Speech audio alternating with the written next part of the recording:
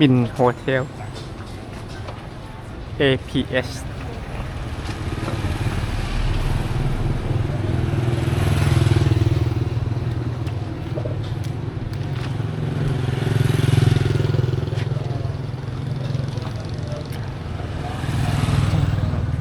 เวลา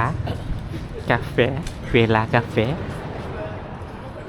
เซเว่นแล้วก็กลับแล้วก็ไปเซเว่นแล้วก็กลับห้องแล้วก็เย็นๆถ้ายังหายดีก็ล่องแม่น้ำ150,000ธนาคารลาวตรงไปประมาณ 1.3 โลไว้ไปแรกที่เวียงจันทร์ก็ได้เขาบอกว่าลาวพัฒนาแลกได้หมดเอ้าแล้ววันนั้นเราก็ไปเราพัฒนานี่นะไม่ใช่ ที่หลวงพระบางอ่ะไม่ใช่ไม่ใช่ฮะไม่ใช่ไม่ใช่เราพัฒนาเหรอจ้ะสีแดงๆนะไม่ใช่สีฟ้ากะลาวพัฒนาจะเป็นสีฟ้ากะแต่ก็ใช้หมดอ่ะดีมาก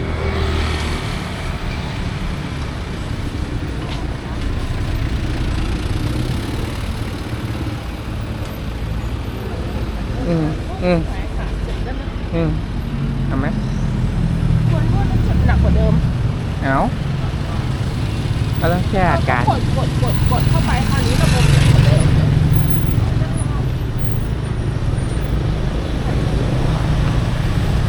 ปิดเนี่ยต้องหนีเลยอ่ะยังไงล่ะ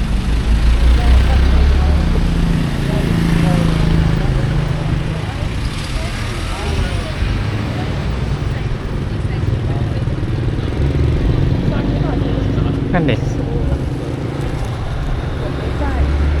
ใช่เปล่า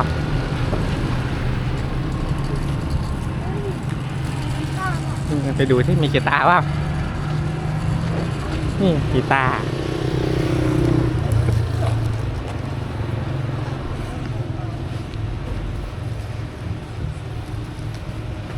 ตรงข้ามตรงหน้าอามารีเลยนะทุกคนเซเว่นอีเลเว่น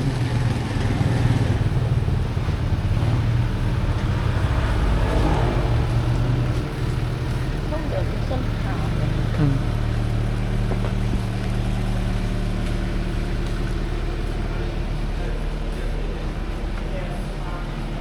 ขียวเลย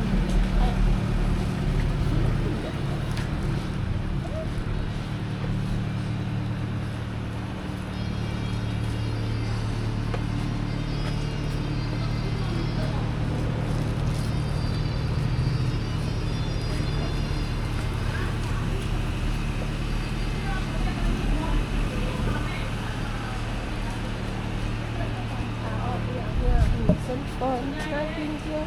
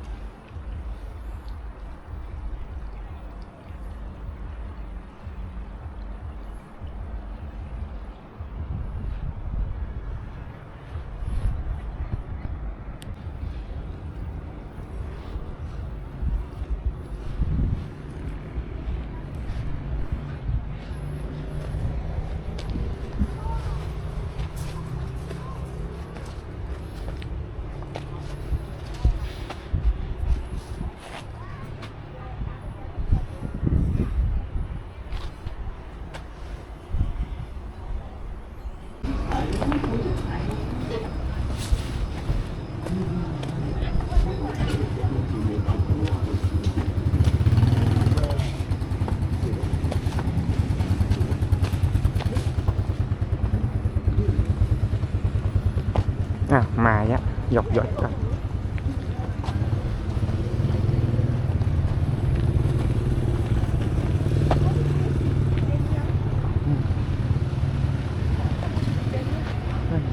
โอ้มีไฟด้วย ฮะไฟไหน ให้เราเล่นด้วย อ๋อ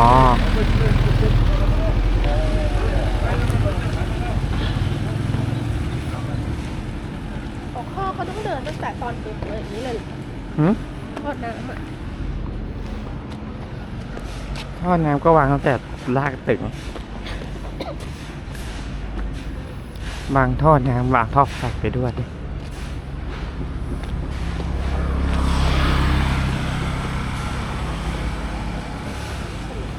อืม กลัวก็กลัว อืม คือแม่งเรียกน้ำเดี๋ยว เอียงด้วย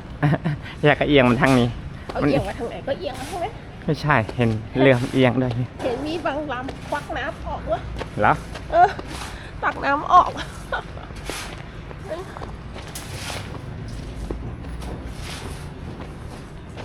เรียกว่าหนาวเอ้านี่ดูสิน้องเขาลงตรงนี้เหรอ อืม นี่เหรอ ไม่ใช่นู่น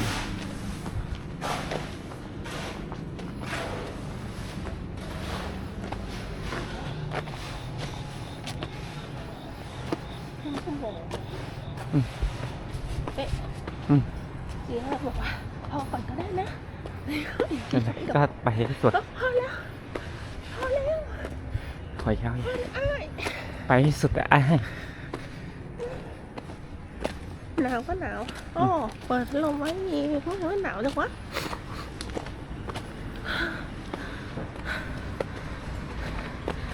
เจ้าผัดแล้วทำไง หืม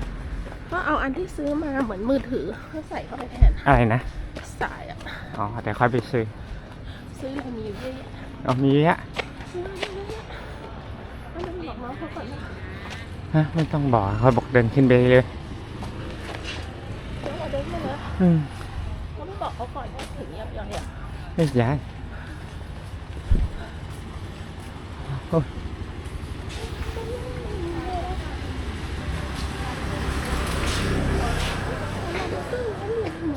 เดินทางนี้เดิน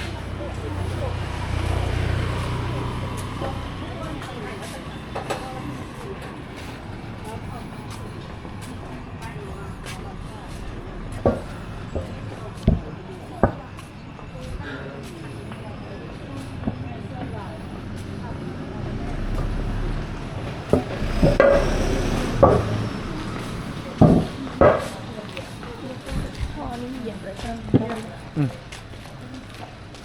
ถ้าเดินมาไกลเท่าไหร่อะตอนแรกดูเขาเดินไปถึงนู่น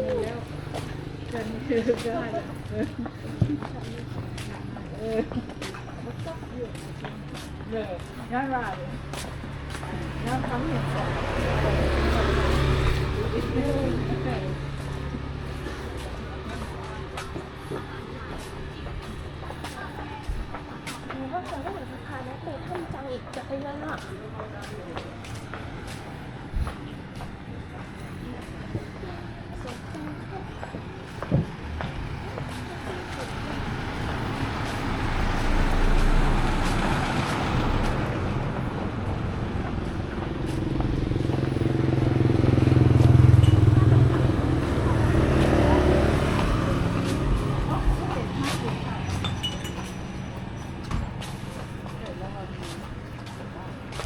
เปิด งานมันเปิดอยู่เลยไปส่องว่าเข้าตัวที่สองไปเข้าที่พักอ่ะไป ไม่เดี๋ยวแค่พิมเปิดแล้วกลับไม่ออกถึงจะเดิน เดินดี จะเดินอะไรเจ็บเท้าเขาไม่ให้เดินเยอะ ปวดจิ้งช่องไปจิ้งช่องโรงเรียนก่อน เขาไม่ให้เดินเยอะ นะบอกอืม